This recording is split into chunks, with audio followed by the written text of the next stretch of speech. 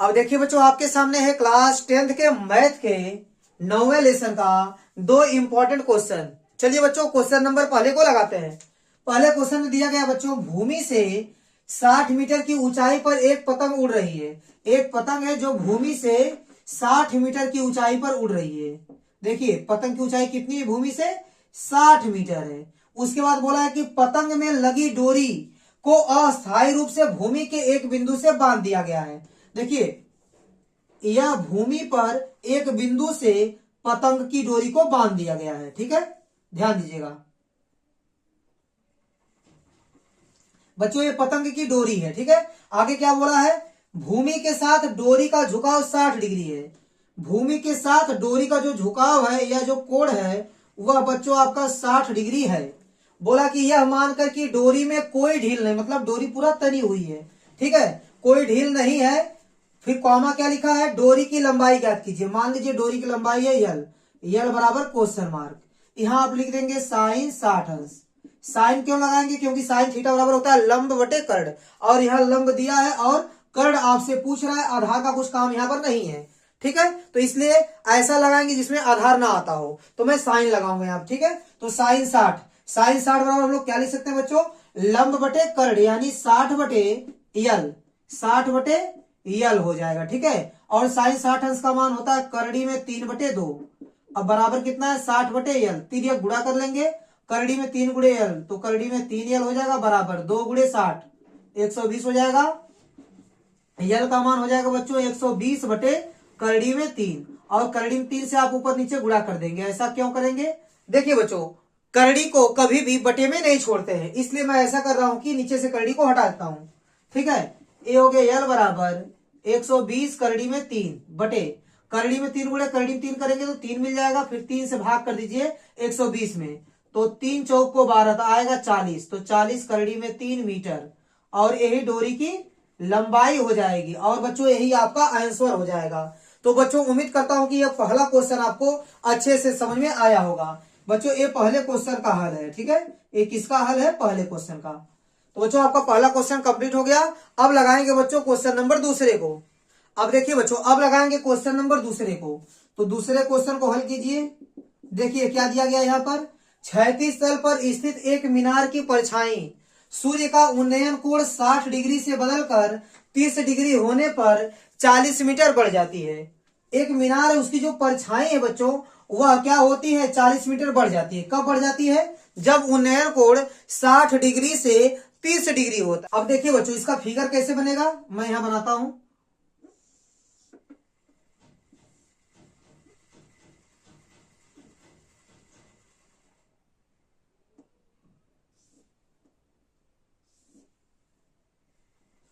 देखिए बच्चों, उन्नयन कोण आपका 60 से बदलकर 30 हो जाता है, तो यहां देखिए कोण ज्यादा होगा। ये उन्नयन कोण मान लीजिए 60 है, अब 60 से बदल के हो गया 30। ठीक है, तो 60 से 30 होने में परछाई कितनी बढ़ जाती है, 40 मीटर। देखिए 60 था तो परछाई मान लीजिए यहां तक थी, और 30 हो गया तो परछाई थोड़ी सी बढ़ गई। देखिए कितना बढ़ी है, यह 40 मीटर बढ़ गई है। ठीक है, मान लीजिए पहले परछाई आपकी थी x मीटर। ठीक है, इसको x मान लीजिए, और ये ऊंचाई को आप मान लीजिए h। ठीक है, देखिए बच्चों, अब देखिए बच्चों, आपसे पूछा क्या है, बोला कि मीनार की ऊंचाई ज्ञात कीजिए।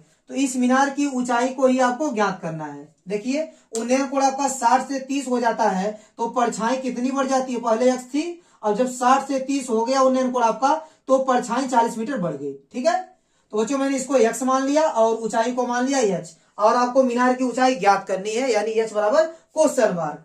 तो चलिए बच्चों इसको सॉल्व करते हैं। आप लगाइए यहाँ पर tan 30 अंश, तो tan बराबर होता है आपका लंब बटे आधार, तो 30 अंश में लंब हो जाएगा h, और आधार हो जाएगा आपका 40 प्लस x। तो tan 30 अंश का मान क्या होता है बच्चों, 1 बटे करड़ी में 3 बराबर h बटे 40 प्लस x। अब बच्चों तीरिया गुणा कर लेंगे, तीरिया गुणा करेंगे तो आपको मिल जाएगा करड़ी में 3h बराबर बराबर क्या मिल जाएगा, 40 प्लस x मिल जाएगा। इसको बच्चों आप मान सकते हैं समीकरण नंबर 1। ठीक है, ये है आपका 40 प्लस x। ठीक है, इसको आप मान लीजिए समीकरण नंबर 1। अब इसके बाद लगाएंगे बच्चों tan 60 अंश। देखिए tan 60 अंश, तो tan बराबर हो जाएगा लंब बटे आधार, यानी h बाई x। ठीक है।